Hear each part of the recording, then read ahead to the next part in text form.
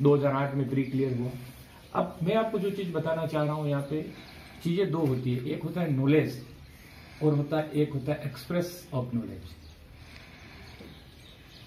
Knowledge तो अपने अंदर है, लेकिन उस नॉलेज को एक्सप्रेस करने अपने को नहीं आता। ये अंतर हमारे दोनों के बीच में रह गया। मेरा पॉलिटिकल साइंस मात्र विषय था, लेकिन आरएस के अंदर मेरे कभी इनसे ज्यादा नंबर नहीं आए। इवन मैंने पॉलिटिकल साइंस इनको पढ़ाई।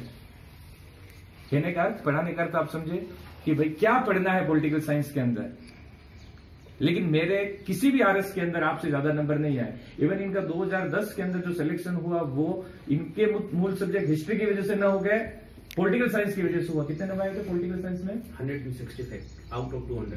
200 में से 165 नंबर पॉलिटिकल साइंस के अंदर आए थे, जबकि मेरे मैक्सिमम 149 मार्क्स आए थे। आउट ऑफ 200 149 मार्क्स आए थे। कारण यही था कि पढ़ तो लेते हैं, हम तो होशियार हैं, लेकिन कंपटीशन एग्जाम के अंदर कॉपी के अंदर लिखना पड़ता है।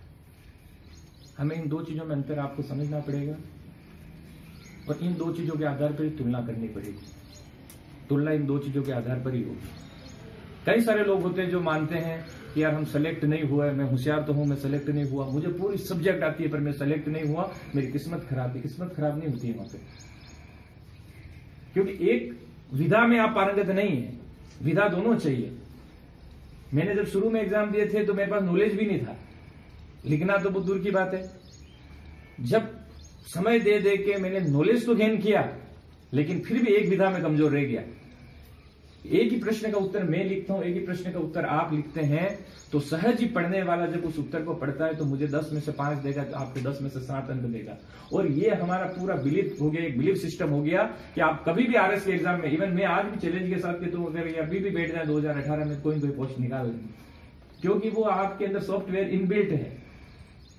जितना भी आता है उस चीज को एक्सप्रेस करने का सॉफ्टवेयर इनबिल्ट है। और मैं आपसे यही कहता हूं कि अगर हम इस चीज में कमजोर हैं कि पढ़ाई तो अच्छी करते हैं लेकिन परीक्षा में परिणाम नहीं आ रहा है, तो हमें उस सेक्शन को देखना पड़ेगा। कौन सा वाला सेक्शन? कि हम परीक्षा के अंदर ओएमआर सीट के अंदर गोले ढंग से कर रहे नहीं करे।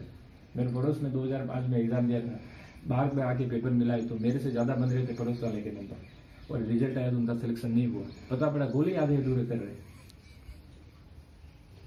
हर फील्ड में अपने को अपनी वीकनेस देखनी पड़ेगी कि आप जो चीज पढ़ रहे हैं यहाँ पे। हो सकता है कभी सिर्फ गोले वाला ही एग्जाम दे रहा हूँ, या आपको रिटर्न एग्जाम भी, क्योंकि मैं देखता रहता हूँ संजय भाई कि यहाँ पे कई तरह के वेरियस टाइप्स ऑफ एग्जाम में बच्चे निकल रहे हैं। यहाँ पे स्टूडेंट पास करते हैं, लगभग सूचनाएं मिलती रहती है, तो उसके अंदर कई रिटर्न वाले भी होंगे। और आप अभी अब आरएस का भी देखिए, अब आज पेपर में आ गया कि 2018 की प्री को कोर्ट ने मान लिया है, 25 और 26 जून को मेंस एग्जाम होने वाले हैं, और सारा गेम अब लिखने के ऊपर आ जाएगा।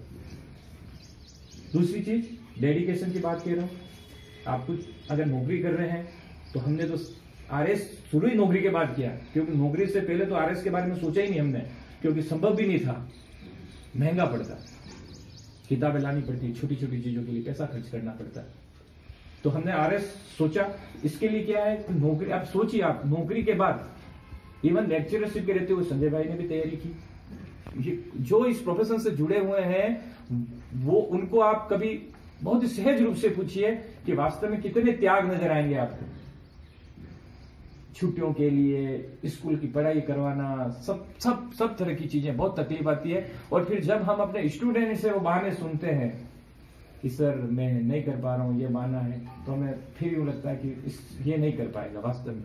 क्योंकि जब आप कुछ नहीं कर रहे हैं उस समय बहाने बनाते हैं, तो ये तो अपनी खुद की कमजोरी है। मैं आप लोगों को शुभकामनाएं देता हूं। आपको संजय जी का सानिध्य मिल रहा है। संजय जी को भी साधुवाद देता हूं कि आप इस कंपटीशन के जमाने में, जहां लोग अपने परिवार और घर में निस्वार्थ रूप से कोई काम नहीं करते हैं, ऐसे समय में आप समाज, सोसाइटी में ऐसे लोगों के लिए जो कुछ बनने का सपना रखते हैं, उनके लिए आप आगे कदम बढ़ाकर प्रयास कर रहे हैं। त्योहार आता है तो वो समझते हैं कि छुट्टियां लगातार लंबी रहे, होली आ गई सर 3 दिन नहीं आ पाएंगे पढ़ने के लिए, दीपावली आ गई 5 दिन हम नहीं पढ़ेंगे सर, घर जाएंगे। तो ये डेडिकेशन का, ये यहाँ डेडिकेशन दिखता है, कि पढ़ने वाले में डेडिकेशन है या नहीं है। इवन अगर पढ़ने वाला होता है, अगर कुछ करना होता है, तो वो होली और दीपावली तब तक उसकी जिंदगी में नहीं आते, तब तक उसका लक्ष्य प्राप्त नहीं हो जाता है। हमारा जो एम है, वो एम जब तक हमें नहीं मिलता है, तब तक हमारा क्या होली क्या दीपावली, क्योंकि हमारा लक्ष्य तो हमें मिला नहीं है। और फिर उसमें भी अगर हम 4-4, 5-5 दिन छुट्टी की ले लें, तो उनके लिए थोड़ा सा मुश्किल रहता है कि वो जो अचीव करें। हमारे साथ भी हुआ, मैंने भी तैयारी, हमने साथ ही लगभग की थी भाई साहब, और हमने तैयारी साथ ही शुरू की थी। 2007 से करीब RS एग्जाम देना शुरू किया था, 7 में समझने में ही लग गया, फिर 8 में दिया, 8 के बाद 2013 तक रेगुलर प्री में मेरा हुआ, 8 का मेंस दिया था, 10 का दिया था, 8 का नहीं दे पाया था, 8 प्री क्लियर हुए, 7 में प्री भी क्लियर नहीं हुए, 8 में प्री क्लियर हुआ, 10 के अंदर मेंस क्लियर हुआ, 12 के अंदर मेंस क्लियर हुआ, 12 के अंदर इंटरव्यू दिया, इंटरव्यू में भी 12 की अच्छी तैयारी थी, सेलेक्ट भी हुए, कोऑपरेटिव तक पहुंचे। इस तरफ एजुकेशन डिपार्टमेंट में भी चल ही रहा था मामला कि 2005 से पोस्टिंग हो गई, 3rd ग्रेड में हुआ, उसके बाद 2006 के अंदर लेक्चरशिप का एग्जाम निकला, उसके अंदर सेलेक्ट हो गए, 6 के बाद RS की तैयारी, और ये तैयारी साथ में चलती रही। इसमें जो हम साथ में एग्जाम की तैयारी हमने शुरू की, जो अंतर आया, मेरा फर्स्ट ग्रेड में आपसे पहले हो गया था 2005 में, इसी महीने में, कल 23 तारीख के दिन मेरी ज्वाइनिंग थी। 2005 में ग्रेड 3rd के अंदर हम साथ में सेलेक्ट हुए थे शुरू से। 2006 में मेरा पॉलिटिकल साइंस लेक्चरर पे सिलेक्शन हो गया था, इंटरव्यू था उस समय, रिटर्न भी था और इंटरव्यू भी था। रिटर्न हमने क्लियर कर लिया, इंटरव्यू मेरा क्लियर हो गया। आपका उस समय इंटरव्यू क्लियर नहीं हुआ 2006 में, आप हिस्ट्री थी, मेरी पॉलिटिकल साइंस थी। 2006 में आपका साथ में कॉलेज लेक्चरर में हो गया, वहां पे इंटरव्यू में आप रह गए। उसके बाद 2007 आता है, 2007 के अंदर आपका ऑल इंडिया हिस्ट्री के अंदर, नवोदय विद्यालय के अंदर ऑल इंडिया में रैंक 3rd से आपका हिस्ट्री के अंदर सिलेक्शन हो जाता है। उस समय हम 3rd ग्रेड के अंदर नौकरी कर रहे होते हैं। आपको स्कूल भी आवंटित हो जाती है गुजरात के अंदर, भरूच के पास प्रेम नगर करके कोई जगह है, उस स्कूल को हम देखने के लिए जाते हैं। आप कल्पना करें 2006 में जिस समय हमको सैलरी 7,000 रुपये मिल रही थी, उस समय जब आपको अचानक 25,000 रुपये की सैलरी ऑफर हो जाए और रहने के लिए क्वार्टर मिले, उस समय आपको एक डिसीजन लेना हो कि मुझे RS मेंस की तैयारी करूं रह के राजस्थान में, या गुजरात जाके उस ग्रेड 1st की सेंट्रल गवर्नमेंट की नौकरी को ज्वाइन करूं, तो शायद बहुत लोगों के लिए मुश्किल होता है कि उस नौकरी को लात मार दें।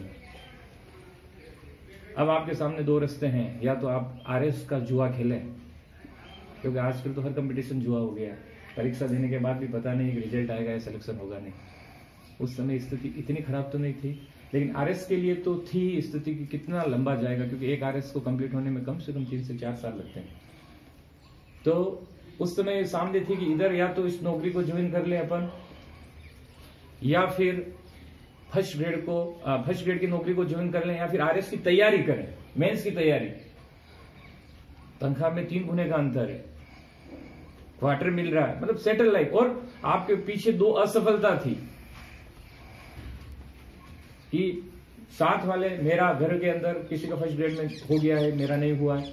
आपने कॉलेज लेक्चरर का दिया है और राजस्थान 15 सीट थी, इस समय आपका वेटिंग के अंदर 3रा स्थान आया है।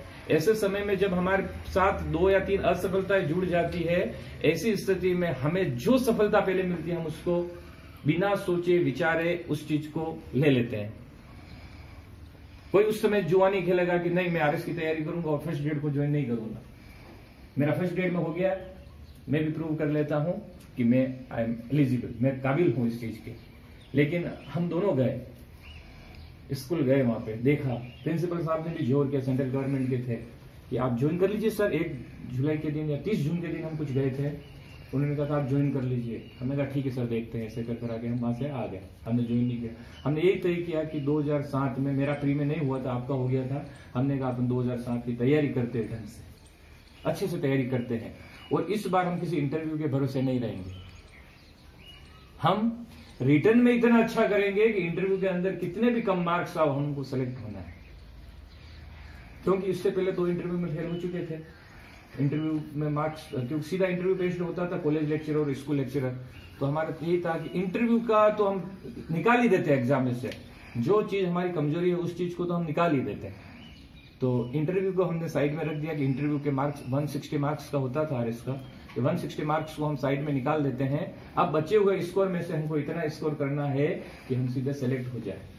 और उस समय एलाइड की पोस्ट भी, एलाइड आरएस जो एलाइड होती है वो भी आरएस से बड़ी मान लेते हैं आज की तुलना में, कि प्रॉपर एसडीओ आप प्रॉपर आरएस बनते हो, उसकी तुलना में भी यार एलाइड को भी हम एक आईएएस की नजरिए से देखते थे कि इतनी वैल्यू इस पोस्ट की, ये आपको बनना है। फिर हमने 2007 की 7 में रह गई तैयारी की, मेरा प्री में नहीं हुआ था हालांकि, हमने फिर भी क्योंकि हमने सब्जेक्ट के चूज भी, मैं कह रहा हूँ आप जैसे मिशन है आपका कि कई ऐसे लोग भी आते होंगे, दोनों तरह के लोग आते हैं। कुछ लोग सक्षम नहीं होते हैं पे करने में, बाजार में जो कोचिंग के अंदर होते हैं, कुछ सक्षम होते हैं फिर भी क्वालिटी की वजह से आते हैं।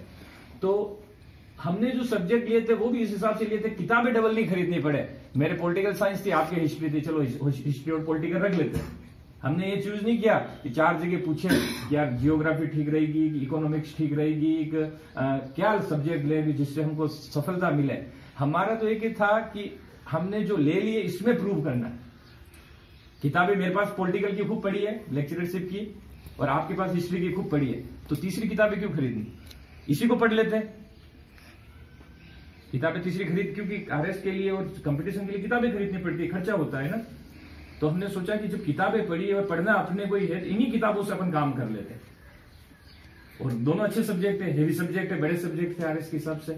तो हमने वो सब्जेक्ट, इनका हिस्ट्री, मेरा पॉलिटी, किताबें एक हो गई। 2007 की हमने अच्छे से तैयारी की, ईश्वर ने इस बार साथ दिया। आपका उस समय 185 रैंक, 155 ऑल राजस्थान आपकी रैंक बनी। और क्योंकि आरएस का जो 90% 80% का जो वेटेज था वो रिटर्न एग्जाम पे था, और इसमें प्रूव किया, तो उसके अंदर आपको उस समय आरटीएस तहसीलदार पोस्ट 2007 में मिली।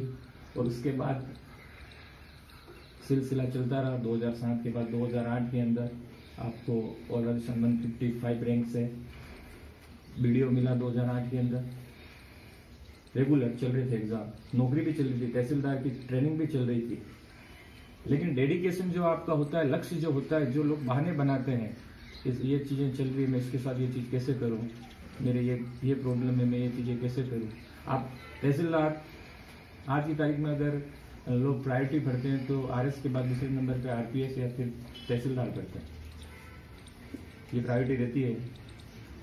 आप कभी भरेंगे, आप मौका मिलेगा, आप जब प्रायोरिटी किसी से पूछने जाएंगे, वो आपसे भरवाएंगे प्रायोरिटी। आप देखेंगे कि पहला आपको आरएस भरवाएंगे, दूसरा आरटीएस भरवाएंगे। अगर किसी का आरटीएस में इंटरेस्ट है तो वो कहेंगे भाई आरटीएस भर लो आप। तो उस समय पहले अटेम्प्ट में आपको आरटीएस मिल गया था। उसके बावजूद जो आदमी अगर 1 साल तो खुशियां मनाता है किसी एग्जाम को, यार मेरा सिलेक्शन हो गया आरएस के अंदर, अखबारों में आ रहा है, सम्मान हो रहा है, समाज में जा रहे हैं, मित्रों में जा रहे हैं, डिपार्टमेंट के अंदर आपको ये सारी चीजें होती है, और ये चीजें आपको तैयारी से विमुख कर देती है। ऐसी स्थिति में भी कंटिन्यू आपने तैयारी रखी, और उसका परिणाम ये हुआ कि जस्ट नेक्स्ट अटेम्प्ट में आपका बीडीओ पे हो गया, आरडीएस पे हो गया, राजस्थान डेवलपमेंट सर्विस में हो गया। और उसकी भी ट्रेनिंग ज्वाइन की आपने। उसकी ट्रेनिंग चलते चलते ही आरएस 2010 दिया। 2008 और 10 में कोई गैप नहीं था। इधर 2008 की ट्रेनिंग शुरू हुई, इधर 2010 के मेंस के एग्जाम चालू हो गए थे, और उसके अंदर आपने 2010 का एग्जाम दिया, और उसके अंदर आपके ऑल राजस्थान 11वीं रैंक बनी, और आप राजस्थान प्रशासनिक सेवा के अंदर चयन हुए। इस कहानी